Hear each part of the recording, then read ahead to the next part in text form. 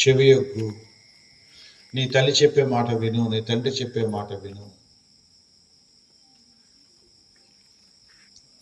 అది మీకు అలవడకపోతే మీరు ఏమి నేర్చుకోలేదు.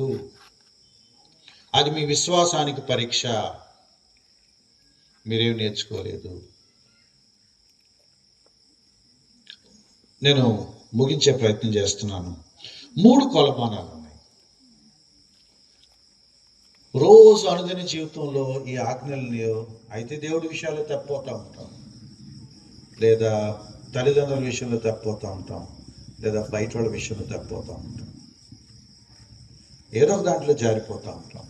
అందుకంటే మమ్మల్ని పరీక్షించడానికి, నన్ను నేను పరీక్షించుకోవాలి, నన్ను నేను ఆత్మ పరిశీలన చేసుకోవాలన్నప్పుడు ఏమనుకోండి, నేను నా ఆరాధన బాగానే ఉందా, నేను దేవుని గౌరవిస్తున్నానా, ఆయన పరిశుద్ధ నామాన్ని జాగ్రత్తగా చూస్తున్నానా, వ్యర్థంగా ఏమైనా వాడేశానా, అనవసరమైనవి తీసుకొచ్చి పెడుతున్నానా, నిజంగా దేవుణ్ణి ఆరాధిస్తున్నానా, దేవుడికి ఇవ్వాల్సిన స్థానాన్ని ఇంకెవరికైనా ఇస్తున్నానా, నా జీవితంలో మొదటి స్థానం దేవుడు ఉన్నాడా, ఇంకెవరిని వచ్చేసారా. దేవుడి విషయాల్లో జాగ్రత్తగా ఉంటాం.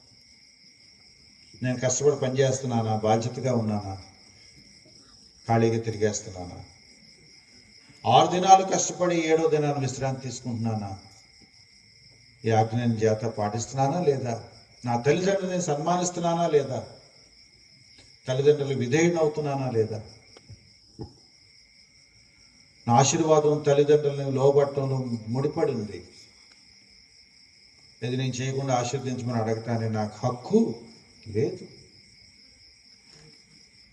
సిలువ వేయబడిన సమయంలో కూడా, సిలువ మీద వేలాడుతూ కూడా, అంతటి శ్రమానుభవంలో కూడా యేసుక్రీస్తు వారు తన తల్లి బాధ్యత గురించి మాట్లాడారు. మనమే వదిలిచ్చేసుకోవాలని చూస్తున్నాం. ఏ విధంగా విశ్వాసి వదిలించుకునేవాడు, వదిలించేసుకునేవాడు ఏ విధంగా క్రైస్తవుడు, ఏ విధంగా విశ్వాసి, ఏ విధంగా దేవుని బిడ్డ. కుటుంబం పట్ల మన బాధ్యతలు కొన్ని ఉన్నాయి, పొరుగు వారి విషయంలో మనం తీసుకోవాల్సిన బాధ్యతలు, జాగ్రత్తలు కొన్ని ఉన్నాయి, దేవుడి విషయంలో మనం తీసుకోవాల్సిన కొన్ని జాగ్రత్తలు ఉన్నాయి. ఇవి కొలమానాలు, ఇవి పరీక్షలు, ఇవి ఆజ్ఞలు. ఎవరు వీటిని జాగ్రత్తగా పాటిస్తూ ఉంటారో వాళ్ళ విషయంలో దేవుడు ఏం చేయాలో తేలుతూ ఉంటుంది. కొంతమందిని చూస్తే దేవుడు ఆశీర్వదించాలనిపిస్తుందట, కొంతమంది చూస్తే దేవుడికి రోషం కలుగుద్దట, కోపం వస్తుందట, కొంతమంది చూస్తే ఆయనకు సంతోషం కలుగుద్దట, దీవించాలనుకుంటాడట, కొంతమంది చూస్తే ఆయనకి కోపం వస్తుందట, శిక్షించాలనుకుంటాడట.